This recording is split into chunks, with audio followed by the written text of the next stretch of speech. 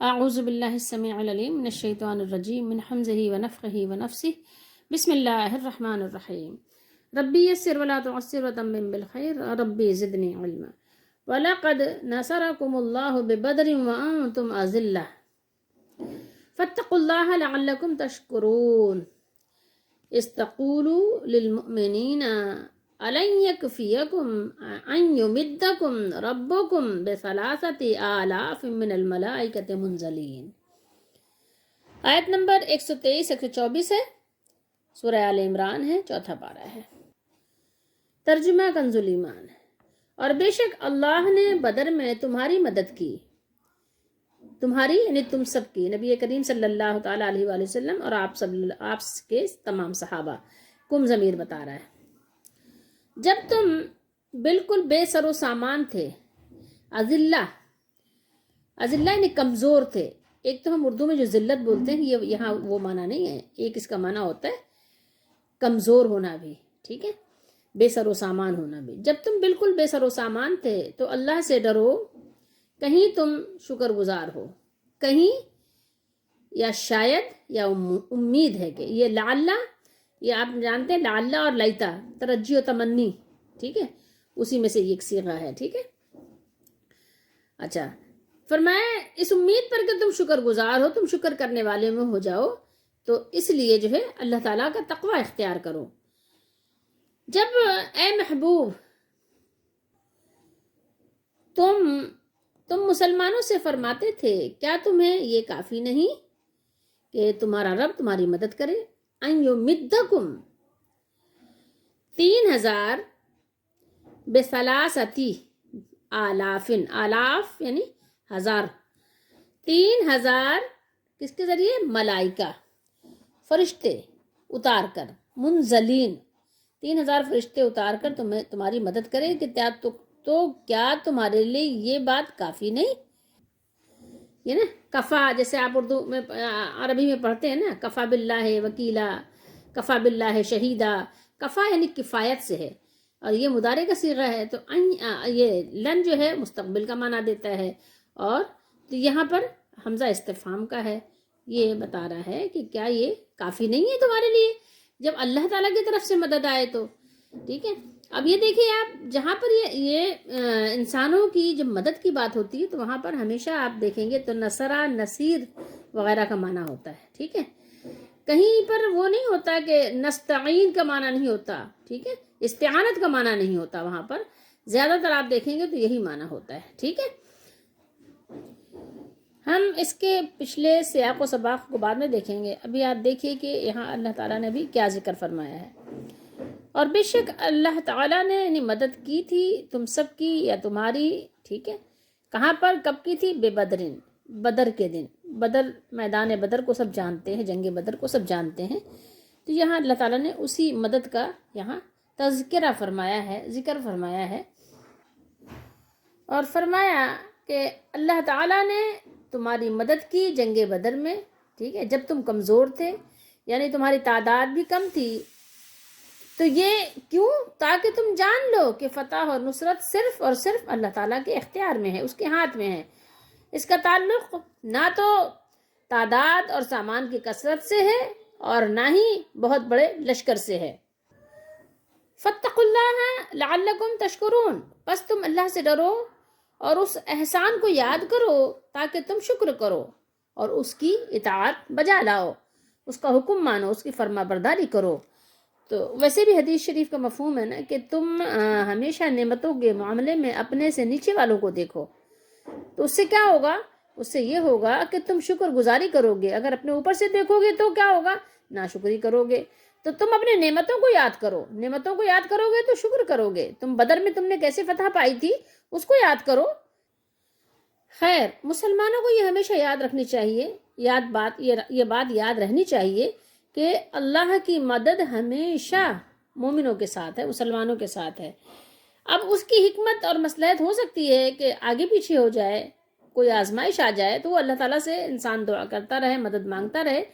لیکن یہ ہے کہ مدد اللہ کی، جو اللہ کی مدد ہے وہ خاص مسلمانوں ہی کے لیے ہے۔ اور یہاں اللہ تعالیٰ نے یہ بات جو فرمائی کہ اِذْ تَقُولُ لِلْمُؤْمِنِينَ، अलन यकफियकुम अन युमिद्दकुम रब्बकुम बिसलासति आलाफ मिन अल मलाइकति मुनज़लिन। तो अब ये जो फरिश्तों के ज़रिए से अल्लाह ताला ने मदद फरमाई थी, तो अक्सर का तो यही यानी कौल है कि ये बदर के लिए ख़ास है, और कुरान से भी ये साबित है। ये बात तो ठीक है, लेकिन यह है कि अल्लाह ताला ने हमेशा मदद फरमाई है अपने नबी अलैहिस्सलातु वस्सलाम की, सहाबा कराम की और मोमिनों की, हमेशा मदद की है। तो अल्लाह की मदद हमेशा से है। तो चूँकि बेसरो सामानी का आलम था, नबी करीम सल्लल्लाहु ताला अलैहि वसल्लम ने दुआ फरमाई थी, तो अल्लाह ताला ने आप सल्लल्लाहु ताला अलैहि वसल्लम की मदद की। खैर बहरहाल, तो फरमाया कि क्या ये काफ़ी नहीं कि तुम्हारा रब 3000 फरिश्ते नाजिल करके तुम्हारी मदद करे, तुम्हें मदद दे। यानी एक हौसला बढ़ा रहे हैं नबी करीम सल्लल्लाहु ताला अलैहि वसल्लम, सहाबा कराम का हौसला बुलंद फरमा रहे हैं कि देखो, जंग बदर की मज़ीद तफसील अल्लाह ताला ने सूरह अनफाल में बयान फरमाई है। कुफ़ार की कसरत, इनकी तादाद, इतनी बड़ी तादाद, इतना सरो सामान, ये सब कुछ देखकर, कसरत तादाद वगैरह को सब देखकर जो है मुसलमानों के दिलों में कुछ न कुछ जैसे होता है वहम या वसवसा आ ही जाता है, क्योंकि इंसान है, इंसान कितना भी मजबूत हो लेकिन बसा औकात कमज़ोरी आ जाती है। खुलिक़ल इंसान दईफ़ा, इंसान कमज़ोर पैदा किया गया है, तो कुछ न कुछ किसी न किसी सूरत में उसे कमज़ोरी लाहिक हो जाती है। तो रसूलुल्लाह सल्लल्लाहु ताला अलैहि वसल्लम ने फरमाया, आपने तसल्ली दी, हौसला बढ़ाया कि फ़रिश्तों की मदद, यानी अल्लाह ताला फ़रिश्तों के ज़रिए से तुम्हारी मदद करेगा। तो बदर में फ़रिश्ते नाजिल हुए। बदर में फ़रिश्तों के नुज़ूल की कैफियत अल्लाह ताला ने पूरे तौर पर वहाँ सूरह अनफाल में बयान की है। और बदर के दिन फ़रिश्तों की तादाद सूरह अनफाल में अल्लाह ने बयान फरमाई है 1000।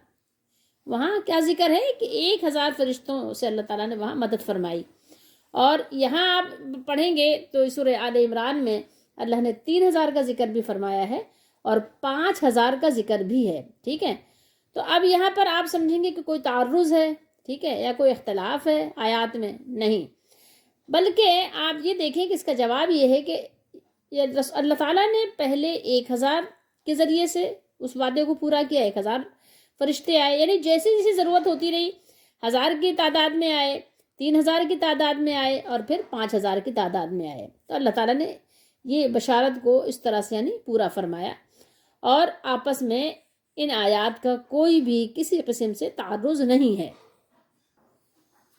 पिछली आयतों में हमने पढ़ा था, अल्लाह ताला ने जंग उहद का तज़किरा फरमाया और वहाँ पर जो तकलीफ़ दे मनाजिर थे वहाँ पर उसका ज़िक्र भी फरमाया। यहाँ पर अल्लाह ताला ने लश्कर इस्लाम की हौसला अफजाई और तस्कीन के लिए तो उहद के ज़िक्र के फ़ौरन बाद अल्लाह ताला ने बदर की जो फ़तह मुबीन थी, अल्लाह ताला ने उसका ज़िक्र फरमाया और सहाबा कराम रदी अल्लाह ताला अन्हुम को याद दिलाया कि किस तरह अल्लाह ताला ने तुम्हारी कलील और बेसरो सामान सी जमइयत, जो जमाअत थी छोटी सी,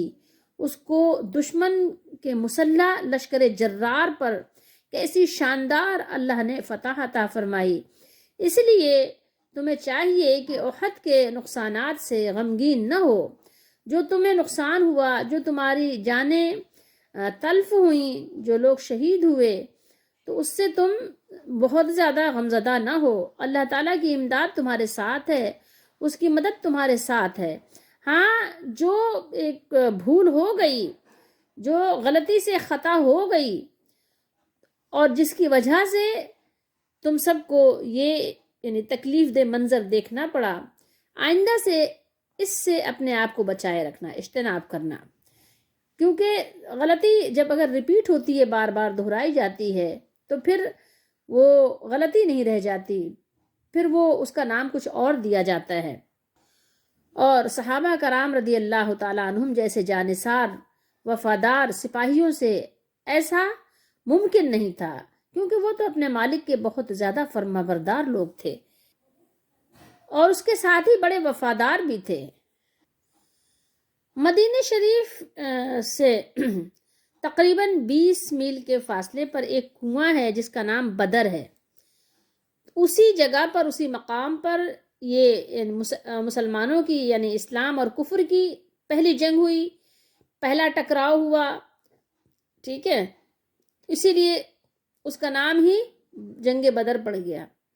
اور اس کے علاوہ ہجرت کا دوسرا سال تھا، جمعہ کا دن تھا، اور رمضان المبارک کا مہینہ تھا،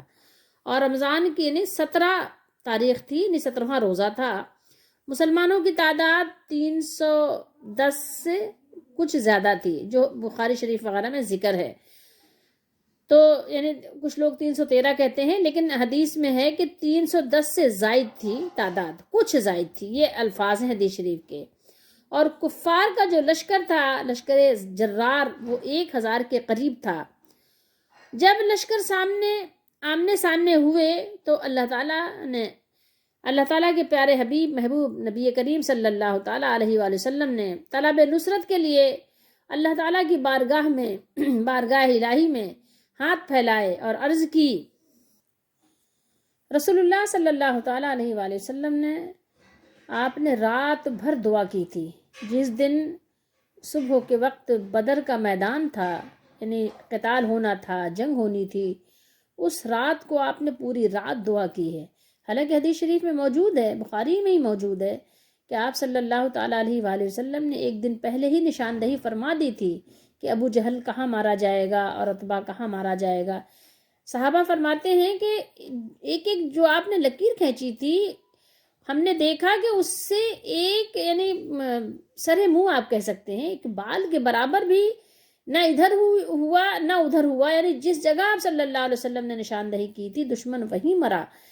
اور یہ صحابہ کے یعنی ایمان کی تازگی اور ان کی ایمان کی یعنی آپ یقینی کیفیت کے بارے میں آپ کیا تصور کر سکتے ہیں، جنہوں نے اپنے آنکھوں سے یہ مناظر دیکھے۔ لیکن اس کے باوجود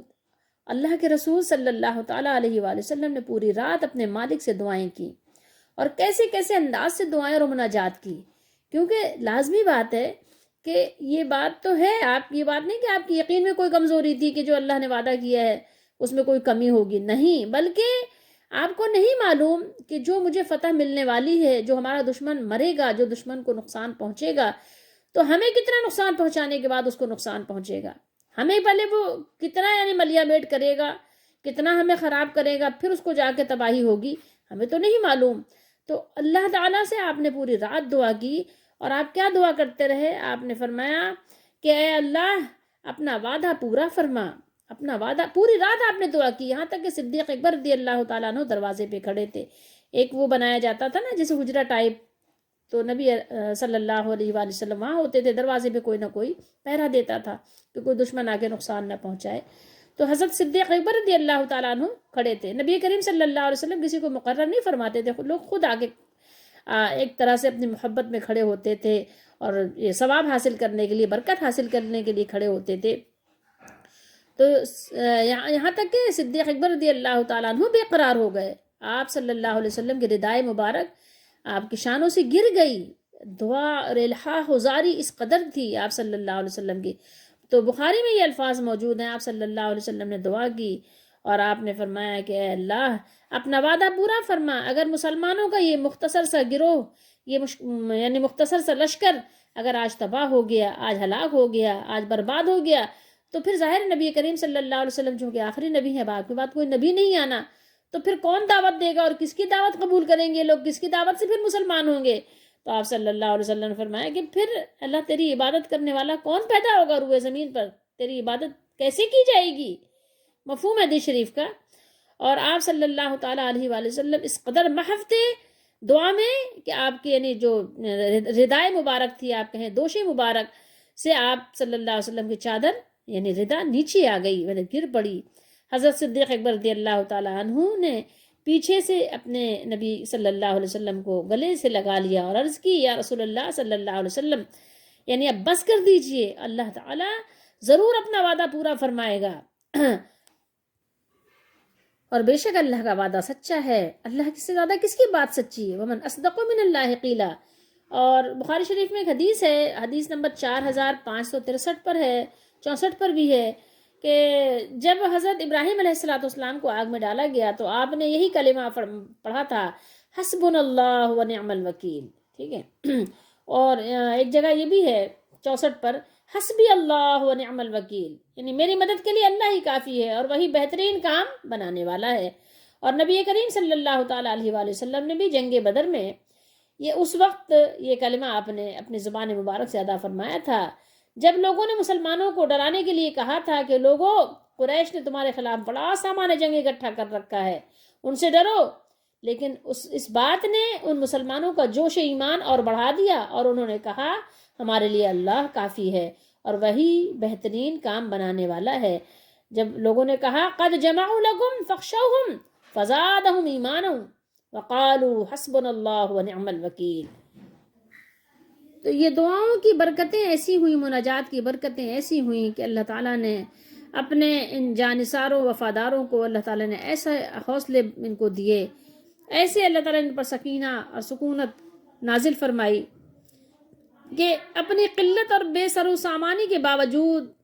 یہ مسلمان سپاہی صحابہ رضی اللہ تعالیٰ عنہ بڑی ہمت اور حوصلے اور بے جگری کے ساتھ میدان بدر میں لڑ رہے تھے۔ اور یہ ایسی جنگ تھی کہ زمین و آسمان نے نہ اس سے پہلے کوئی ایسی جنگ دیکھی تھی نہ اس کے بعد ایسی جنگ کسی نے دیکھی، کیونکہ یہ جنگ ایسی تھی کہ صرف اسلام اور کفر کی بنیاد پر تھی۔ آپ دیکھیں نا، ایک طرف باپ، ایک طرف بیٹا، ایک طرف بھائی، ایک طرف بھائی، ایک طرف ماموں، ایک طرف بھانجا۔ اب تصور کر سکتے ہیں آپ کہ کس بنیاد پر ایک دوسرے کو مار رہے ہیں؟ اسلام اپنے مالک کے لیے، جس مالک نے رشتے بنائے ہیں، جب تم اس مالک کے نہیں ہو تو پھر کسی کے بھی نہیں ہو۔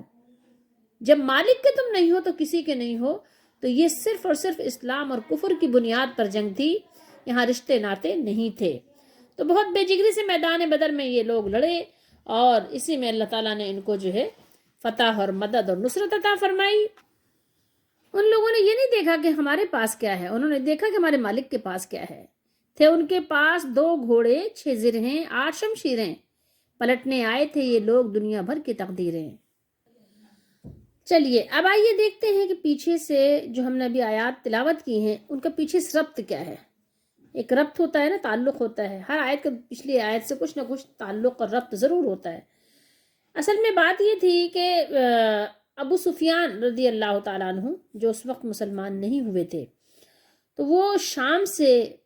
چونکہ وہ ظاہر ہے سردار تھے، تو انہی کی سرکردگی میں شام سے وہ ایک بڑا قافلہ لے کر آ رہے تھے جو تجارت کا تھا، قافلہ تھا، وہ تجارتی قافلہ تھا اور ابو سفیان رضی اللہ تعالیٰ عنہ کی سربراہی میں شام سے آ رہا تھا۔ گزرنا کدھر سے تھا؟ اس کو ادھر ہی راستے سے گزرنا تھا جدھر سے مدینہ شریف کے اطراف سے ہی گزرنا تھا۔ تو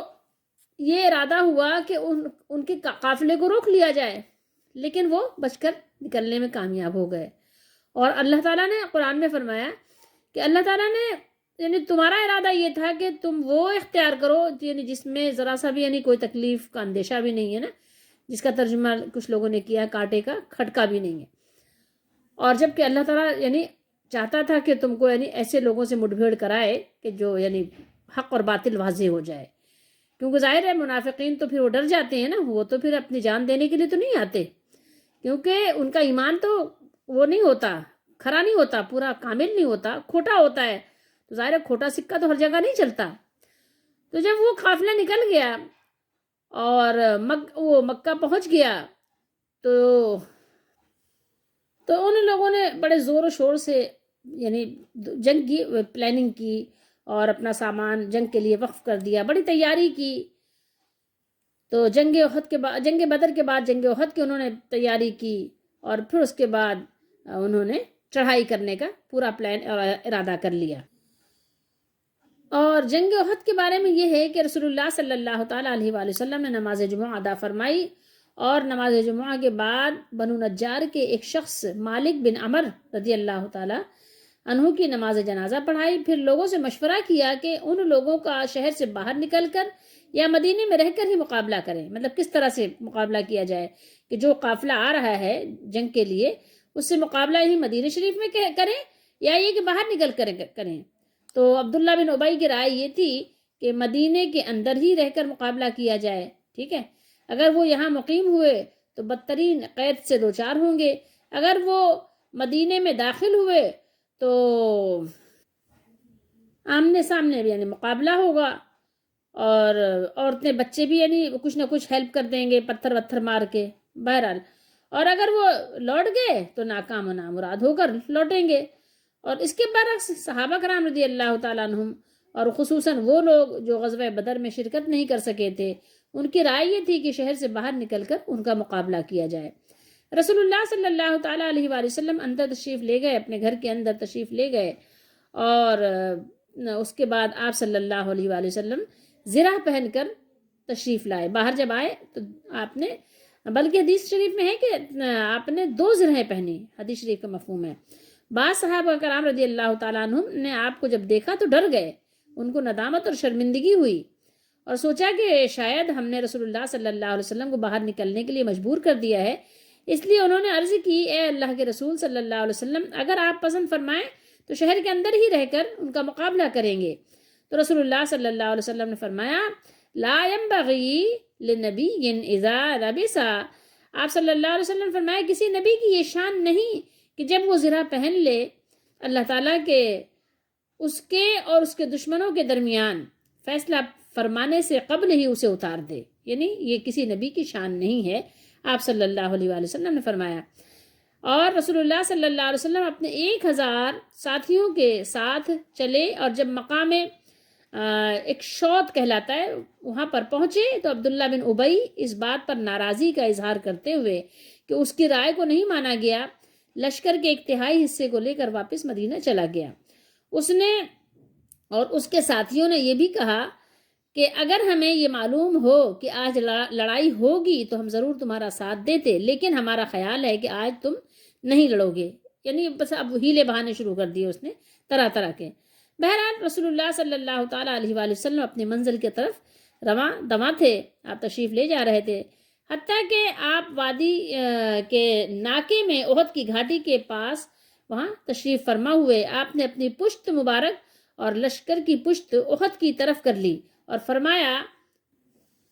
اس وقت تک تم میں سے کوئی بھی لڑائی شروع نہ کرے جب تک ہم لڑائی کا حکم نہ دے دیں۔ اچھا، یہ جو وعظ غدوتا ہے نا، غدا آپ ویسے بھی بولتے ہیں نا، جیسے آنے والے کل کے لیے یا صبح کے لیے، جیسے بہت سے لوگ روزے کی جو بناوٹی نیت ہے نا کرتے ہیں نا، بالصوم غد نویتو، یا اللہ نے قرآن میں فرمایا وَلْتَنْظُرْ نَفْسٌ مَا قَدَّمَتْ لِغَدٍ، تو یہ وہی ہے، غدن سے مراد ہے۔ بہرحال رسول اللہ صلی اللہ تعالیٰ علیہ وآلہ وسلم اپنے 700 جانثار صحابہ کرام رضی اللہ تعالیٰ عنہم کے ساتھ لڑائی کے لیے تیار ہو گئے۔ آپ نے تیر اندازوں کا امیر عبداللہ بن جبیر رضی اللہ تعالیٰ عنہ کو قرار دیا، اور اس کے بعد پرچم آپ نے دیا تھا عبدالدار کے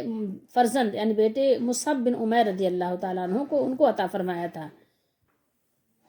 تو وہی یہاں اللہ تعالیٰ نے فرمایا کہ وَإِذْ غَدَوْتَ مِنْ أَهْلِكَ تُبَوِّئُ الْمُؤْمِنِينَ مَقَاعِدَ لِلْقِتَالِ،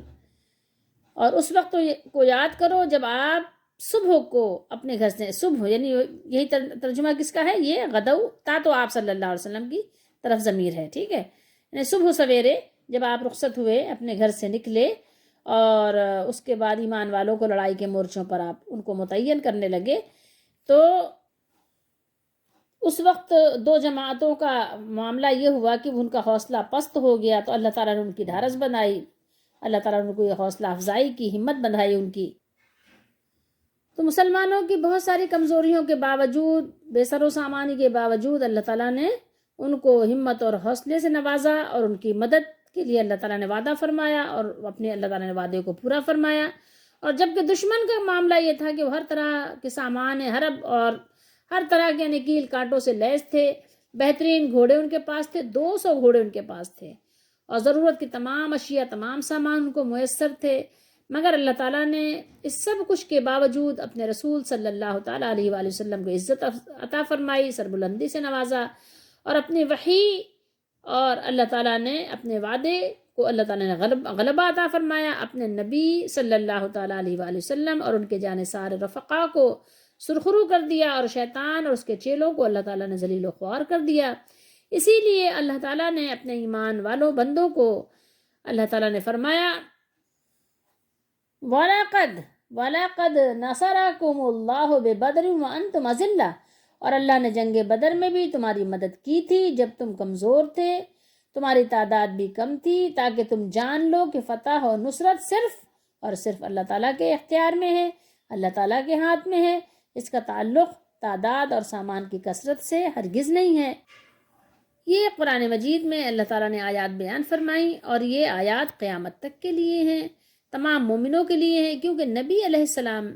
وہ امت کے لیے کیا ہوتے ہیں؟ وہ امت کے لیے رول ماڈل ہوتے ہیں، امت کے لیے وہ ہادی ہوتے ہیں، رہنما ہوتے ہیں۔ تو ہمارے لیے کیا سبق ہے اس میں کہ دیکھیے اللہ تعالیٰ نے یہاں یہ جو ذکر فرمایا، جو باتیں یہاں مذکور ہیں، کیا مقصد ہے اس کا؟ کہ دیکھو کہ اگر تم آج بھی